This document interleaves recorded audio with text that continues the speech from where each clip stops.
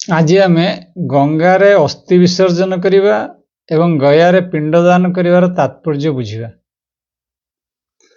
लोके खाली जाई गंगार अस्थि विसर्जन करने चक्कर अच्छा जे आम जे पलैबा आम पूर्वपुरुष पिता माता अस्थि देदेले सेठी नहीं विसर्जन करदे गंगार अस्थि आ भस्म कलश ताकू पानी भसईदेले होगला मुख्य कल्याण होगला कि गयार पिंडदान देदेले होगला।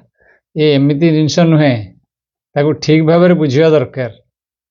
गंगा अर्थ कौन? गंगा गंग माने ज्ञान, गा मीन्स गमन माने ज्ञान रे गमन करवा, ज्ञान पथरे गमन करवा।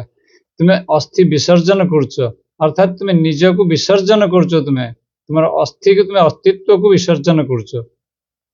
यहाँ बुझा पड़ो तुम अस्थि विसर्जन माने जमती दधीची निजर अस्थि की दान करते इंद्र को वज्र रूप से वृत्रासुर मृत्यु पे, सेमती तुम्हें वर्तमान तुम्हें निजर अस्तित्व को विसर्जन करुच गंगारे अर्थात ज्ञान रूपी गंगारे। ये हूँ तार अर्थ। सीटा सिंबलिक केवल संकेत मात्र दि जाइए आमको जे गंगारे जाइए अस्थि विसर्जन कर बुझापी बाहर जस्ट गोटे सांकेतिक अर्थ पूजा पाठ कर सांकेतिक अर्थ दि जाइए। ठीक सेमती गयारे पिंडदान करवा ठीक सेमती। गयारे पिंडदान माने गया मीन्स जे चला गया, जे खत्म, जे सरीगला। गया माने ये शरीर हूँ पिंड, ये पिंड हूँ शरीर। तेणु ये पिंड कौन जानिबा अछि? ये पिंडर अस्तित्व ही नहीं, ये पिंड नहीं। तेणु तुम्हें गयारे ताकू पिंड दान करछ, पिंड दान करछ माने ये पिंड नहीं ताकू दान करियो कौन? तेणु जी मरीगला तार पिंड दान करन। पिंड तुम्हें निजर पिंड को नहीं बोली बुझुच, तुम्हें जानुच ये पिंड हूँ माया, इस देह हूँ माया, ये काया हूँ माया। आकु बुझिबार अछि, आकु बुझापी ये सब रिचुआल सब सृष्टि कराई। कारण से लोक मानकर बुझिबार शक्ति नथिला, तेणु से भ्रांति भितर थे। तेणु केवल क्रियाकांड माध्यम सब जिन को धरई दि जाता। किंतु वर्तमान आमर समय आसी आम ये जिन को भल भाव जाना दरकार, तर्जमा करने दरकार। गंगा कौन, गया कौन, सबकि आम निजपी।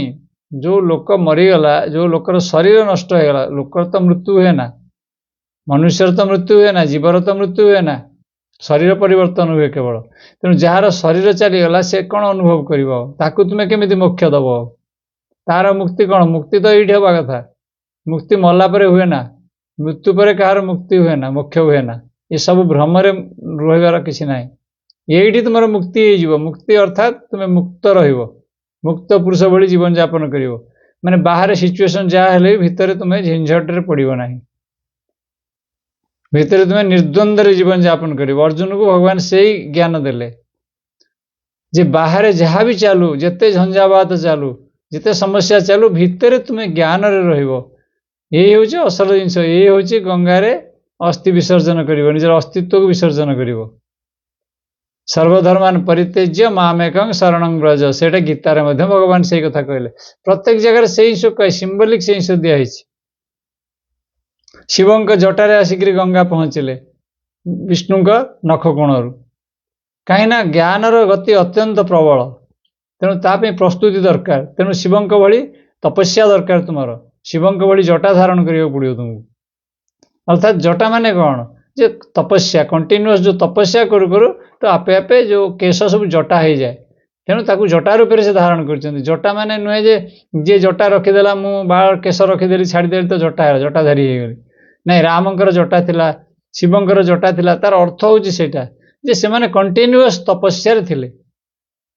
जी कंटिन्यूअस तपस्या रहिबो, नियमित तपस्या रहिबो, तेणु से शरीर उपर एतरा फोकस करिवनी। तेणु शरीर रे तार केश जटा हो जाई पारे।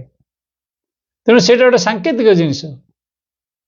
तेणु शिव जटारे आसिक रहीगले गंगा, अर्थात तपस्या रहीगले। तपस्या मध्य शिवंकर आसिक से तप मध्य स्थापित हो गले। से तप देहरु से पुणी कौन करेंगे ना, निर्गम हे। कौटी निर्गम हे ना, कम्प्लीटली शरीर रे पूरा आसिक से व्यापीबे, से ऊपर तल पर्यंत। तो मस्तक आसी पहुँचे, बुद्धि रूप से आसी पहुँचे, प्रथम ज्ञान रूप प्रथम पहुँचले। से ज्ञान रूप पहुँचा पर इंद्रिय प्रकाशित हेबे। प्रथम बुद्धि मन, तापर इंद्रिय से प्रकाशित हो। तेणु ये हूँ तार मर्म। तेणु ताकू कहुई जे गंगा आसिले अवतरण कले स्वर्ग आसिक पहुँचले एठी शिवंक जटारे, शिवंक जटारू आसिक पहुँचले कौटी ना तले भूमिष्ठ हेले। तो भूमिष्ठ होला परे कौन है ना उद्धार है। भगीरथ नहीं कि आसते तेणु वंशर उद्धार है। भगीरथ भगीरथ माने निजर भाग्यर रथ को निजे चलाऊँ, निज भाग्यर रथ को जे निजे चलेला सी हूँ भगीरथ। अर्थात निजर फॉर्च्यून बिल्डर, निजर फॉर्च्यून को भाग्य को निजे नियंता, निजे सृष्टि कला सी हूँ भगीरथ। तार समस्त वंश को उद्धार कला। वंश माने संस्कार सब बुझे पड़ो। वंशर अर्थ नुहे जे मरी जाइए सी वंश पूर्वर। वंशर अर्थ आमर पूर्वज अर्थ आम हूँ मुनि ऋषि मान संतान। अर्थात कौन अर्थात आमर से संस्कार अच्छी। तेणु से संस्कार को आम धरिया दरकार। आम ये जो मझे फसीचे जो अजथा संस्कार भितर जो ट्रेडिशन भितर भ्रम भितर पड़ जाइए से भ्रम रु बाहर आमको आम पुरातन संस्कार को जावाक पड़ो। अर्थात पुरातन संस्कार मीन्स आमर ओरिजिनल संस्कार बैक टू बेस आमर जोटाक मूल पिंड मूल संस्कार जोटाक से हूँ मुनि ऋषि मान संस्कार। से कहला ब्रह्मा ठारू मुनि ऋषि मैंने मानस पुत्र हिसाब से जन्म नेले। मनरु जन्म हेले से तेणु मानस पुत्र कहगला। प्रथम 4 कुमार जन्म नेले सनकादि 4 कुमार। तापर से सनकादि 4 कुमार कहीं कहुए कहीं से पूर्ण ब्रह्मचर्य नेले। तेणु इनिशियली जो ज्ञान आसे कौन साधकत्व ज्ञान आसो से पूर्ण ब्रह्मचर्य रूप में रहे। से जो संसार भितर प्रवेश करे ना।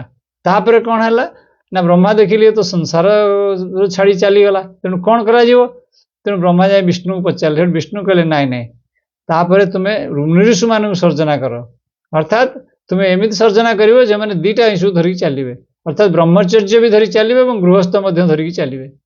दे हूँ ज्ञान ये हूँ वेद ज्ञान उपनिषदर ज्ञान मुनि ऋषि मैंने देगले। अर्थात तुम्हें संस्कार को भी धरी चलो तुम पूर्व संस्कार को धरी चलो एवं वर्तमान परिस्थिति तुम्हें रहिबो। अर्थात संसार गृह गृहस्थ परिवार कर्मयोग रहीकि तुम्हें योग साधना कर। ये हूँ तार वास्तविक स्वरूप।